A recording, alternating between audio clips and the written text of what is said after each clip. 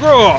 I'm Luke Neller and this is Best Replays of the Week. Today we'll see where greed can lead you, learn the truth about artillerists, and meet a KV-2 that can see the future. Also, I don't know where you live, but it's noticeably cold over here, so let's get the warm-up underway.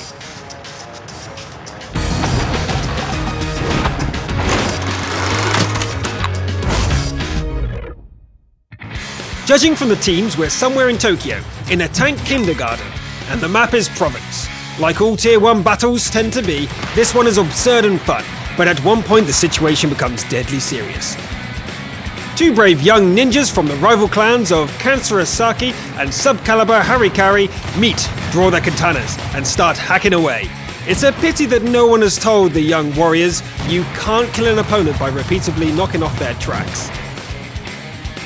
The furious leg chopping goes on for about 2 minutes until finally a victor emerges and is free to roll on.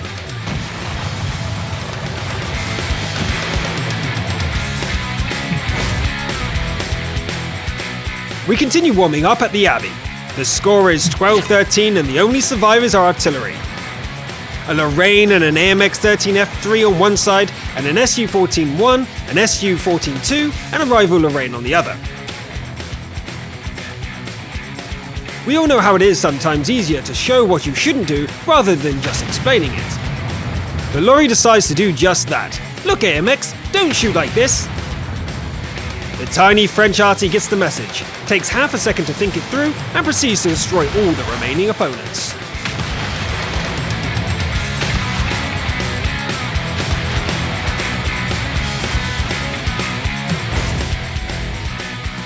We finish warming up at Himmelsdorf. The German VK7201K Tier 10 Heavy is not driven by many for a reason. It appears that only a select few can manage the raw fury of this machine. Then again, why restrain yourself? This is a battle after all.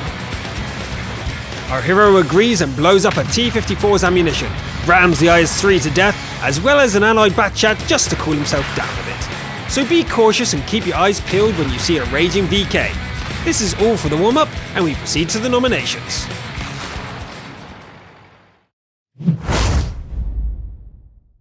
This week's Top Gun player is named Yashtank Driver Novorsig. The map is Abbey and our hero rolls to the hill to cover his allies in the canyon. Soon enough, the enemies appear and a KV-5 receives a swift kick.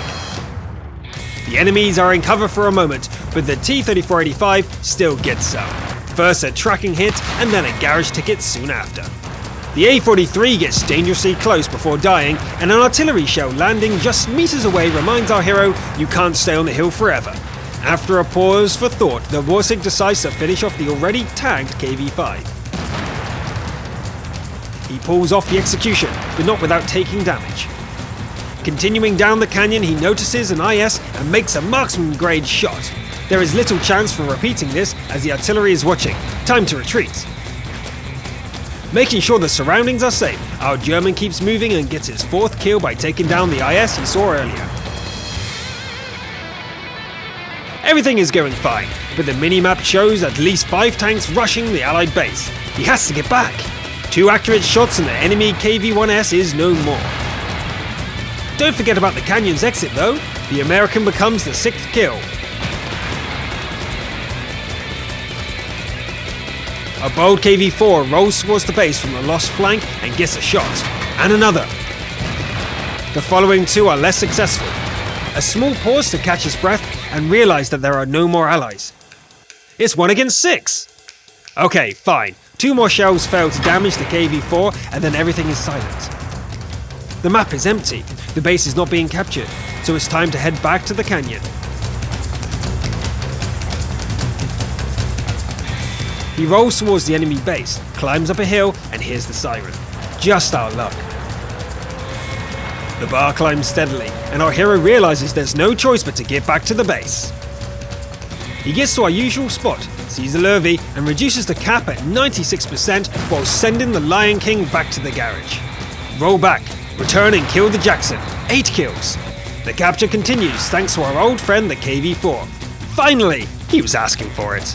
Okay, the capture is taken care of, but that still leaves 3 more opponents. He proceeds to the middle of the map, has a look into the enemy base, and sees a sleeping IS. Great, an easy target. Everything will be fine, but the TD misses twice and is left with only 3 shells. Foreseeing a potential capture attempt, our hero goes scouting. He was right. Here's the Su-8 capturing, and clumsily showing its side. It's an offer you can't refuse. 11 kills, 2 shells, and an enemy IS-3 left. He goes on a search and finds the IS almost instantly, and though the first shot does no damage, the problems come from earlier. The IS-3 is undamaged, and taking his 1,500 points with 2 shells is, if he's set on fire, maybe? But the second shot hits the front of the Soviet heavy. Pretending to still have ammo doesn't really help. 8 hit points left, and a laconic crew member calls out, "Our main gun is damaged! It's working, but not very well." Now he needs to escape. I know you are wondering how the Borsig will manage to win this. Ram the enemy, or drown him, or something. But the miracle doesn't happen. The heavy easily finishes our hero off. As you can see, it's not good to get greedy. While chasing high damage numbers, our TD forgot that he also needs to win the battle. If he didn't shoot at the AFK opponent, he would have had a good chance to win, and even getting Best Replay nomination. But it didn't happen. The battle was tense and interesting, however, so our hero receives the title of Top Gun of the Week. Congratulations.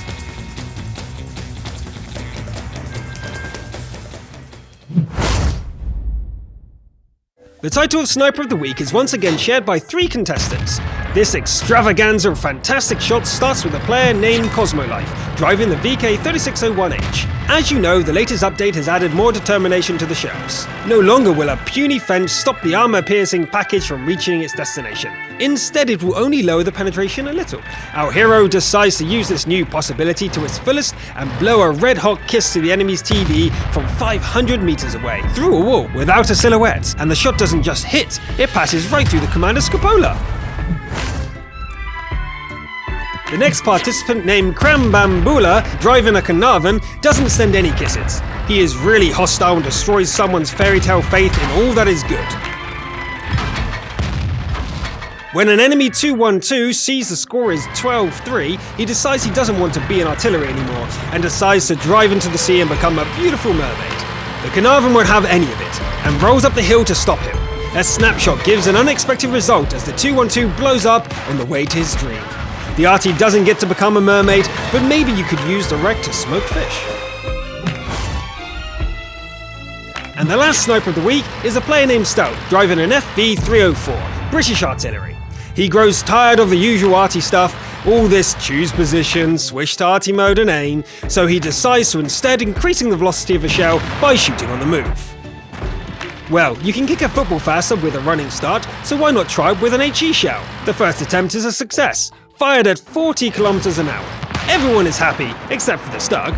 Speed is increased to 60, and the Su-8 can confirm the effectiveness of this method as well. However, for this tactic to work reliably, the player needs to max out the luck skill to 100%, and unfortunately, we don't really know how to level it.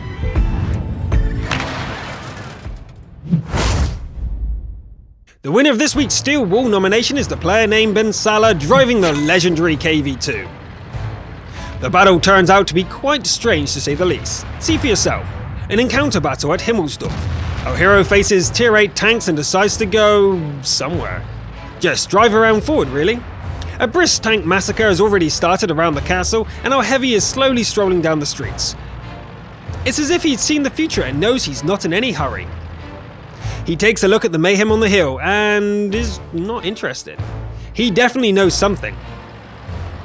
The KV-2 doesn't even turn his turret when he's shot in the back several times. He just doesn't care about the hill. The score is already 9-7, and our hero is yet to fire a shot. Maybe he'll go capture the base. It's not that simple. An American T-34 comes into view. This is where the KV-2 was headed, to attend a duel. No seconds, no rules, it's a little informal. There's a furious clash on the hill, but our duelists have their own private battle to complete. The other players try to finish their combat as quickly as possible to witness the epic duel at the railroad station. The last 2 heavies at the castle decide to leave their mortal plane together by ramming each other to get to the post-mortem screen. The KV-2 uses the tactic of tanking with his tracks to its fullest, but the T-34 doesn't use any tactics at all. Maybe he thinks that repeated shots to the track will tear it off permanently sooner or later.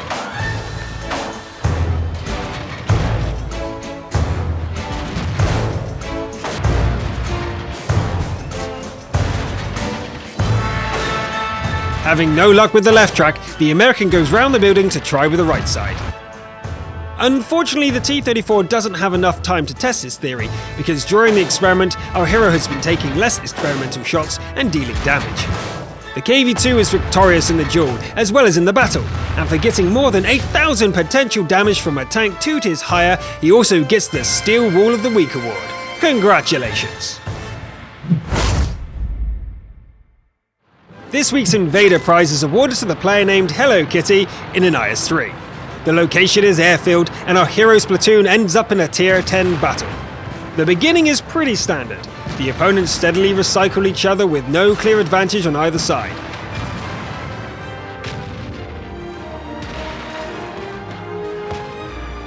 When the score is 8-8, our hero decides that its time has come for an invasion and drives towards the enemy base, accompanied by an allied Batchat. Oh, the great feeling of arriving at the enemy base when no one knows you're there. The French tank comes to help with the capture, but it also turns out he's all that remains of the allied team. Too bad, but life goes on. Clearly, the capture can't remain unchallenged forever, and here comes the first opponent, an Object 261. The arty instantly kills the Bat, but gets shot by the IS. No use hiding, but then another object arrives on the scene. This one is a 140, but our hero sends it to the garage, but the cap is reset. He needs to start over. Now it appears that the SPG is reloaded and is ready to get close and personal. Pushing through everything in his path, the 216 comes at our hero like an angry ticket inspector. His charge is so relentless that in the end he collides with the heavy and misses his shot. The IS-3 doesn't forgive such mistakes, and yet another opponent leaves the battle. The enemy team is left with a T-32 and a Jagdpanzer E-100. The capture is halfway done when the American tank arrives. Their heavyweights are a little cautious, but soon the fight is underway. The IS shoots, but fails to penetrate the T-32's thick hide, and this seems to be the end. The Jagdpanzer E-100 has also crawled his way to the base and is ready to punish the bold invader. And now the great random, who favours our show's participants, takes action. First, the T-32 shoots the Soviet heavy with no damage, whilst the return shot takes a huge chunk from the American's HP and sets it on fire. Then the Jagdpanzer E-100 finally gets into a shooting position, and the giant shell that usually brings pain and tears just ricochets from the IS-3's rear. There is no time for anything else. The capture is finished. Well-timed boldness, steady nerves, and Lady Luck's favour has brought our hero, Hello Kitty, victory in this battle, along with the title of Invader of the Week. Congratulations. And finally our main award, the Best Replay of the Week. Today's winner is the player named Chandler, 1987, driving the FV304? How strange. The SVGs were nerfed, but the arty drivers seem to make it into one of the nominations nearly every episode. Can it be that the frustration and suffering has gradually turned the players that like to eat during battles into ruthless monsters? Does the arty need to be nerfed some more? Let's see. Pearl River is not the best map for arty, so our hero leaves the base in search of a better position in the hills. And here is the first candidate to get a present, the T-3485. The package is sent. Sign here please, and have a nice trip to the garage. Though our hero doesn't get a kill, it's still a good start.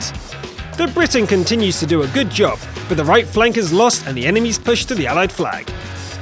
The ARL is a serious threat, but right now a small Keyhoe capturing the base from behind some rocks is a higher priority. Luckily, fire from the Allies spooks the Japanese into the splash damage zone, which is followed by returning into the eternal cycle of rebirth. The situation has improved, but only from critical to serious, since enemy heavies are taking the flank at a steady pace. The Allied markers wink out one by one, and the Briton does his best to help an Allied A-43. Sadly, it is impossible to save him from artillery shot, and so the FV304 is all alone. And you know, when an arty is the only one standing against 5 unspotted enemies, you can practically hear the driver asking the commander for the shortest way to water. Our arty is not like that though, and the appearance of a red bar only tells Chandler one thing. One of his victims is somewhere in the base circle. The KV-1S emerges just around the corner, a brief but intense clash, a little luck, and there are 4 opponents left. After waiting to vanish from the enemy radar, our hero drives towards the base and finds a British vehicle similar to his own. This one wanted a Raider medal so much that he travelled all the way from base to base, but it's not happening. Some careful play from behind the bushes, followed by a skilled rush to his rear, leaves the unlucky invader with no chances. 3 opponents left, and before our hero can leave the base, a VK-3001 rolls into view. The good old bush trick still works, and even the Chaito who comes to help his comrade is powerless. There is no stopping this arty now.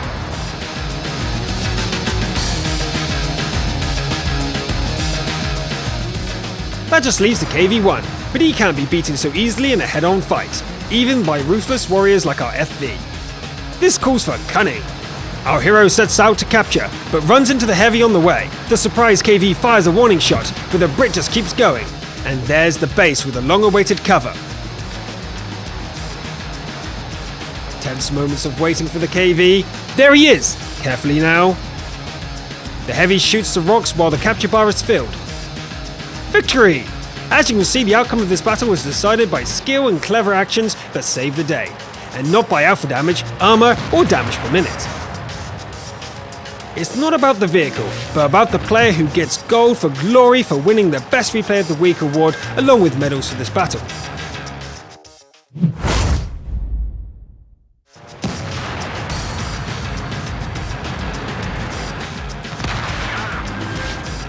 If you want to get on the show, check out the How to Get on the Best Replays of the Week video. Link is in the description.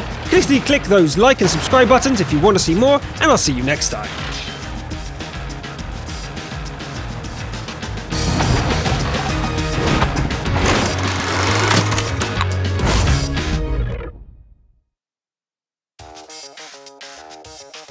The next participant, named Crambule? What? Crambule. Crambambula. Okay. So this is Best Replay of the Week.